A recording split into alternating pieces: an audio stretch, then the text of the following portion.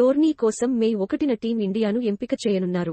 అయితే భారత జట్టు ఎంపిక విషయంలో బీసీసీఐ మల్ల గుల్లాలు పడుతోందని సమాచారం. ముఖ్యంగా హార్దిక్ పాండ్యా విషయంలో ఏం చేయాలో బోర్డుకు తెలియడం లేదు. ఈ నేపథ్యంలో టీ20 ప్రపంచ కప్లో భారత జట్టు వైస్ కెప్టెన్సీ బాధ్యతలను మరోసారి రిషబ్ పంత్కు సెలక్షన్ కమిటీ అప్పగించే అవకాశం ఉంది. క్రిక్ బజ్ తన నివేదికలో ఈ సమాచారాన్ని వెల్లడించింది. డిసెంబర్ 2022లో జరిగిన రోడ్డు ప్రమాదంలో పంత్ గాయపడ్డాడు. చాలా రోజుల పాటు క్రికెట్కు దూరంగా ఉన్న పంత్ ఐపీఎల్తో రీ ఎంట్రీ ఇచ్చాడు.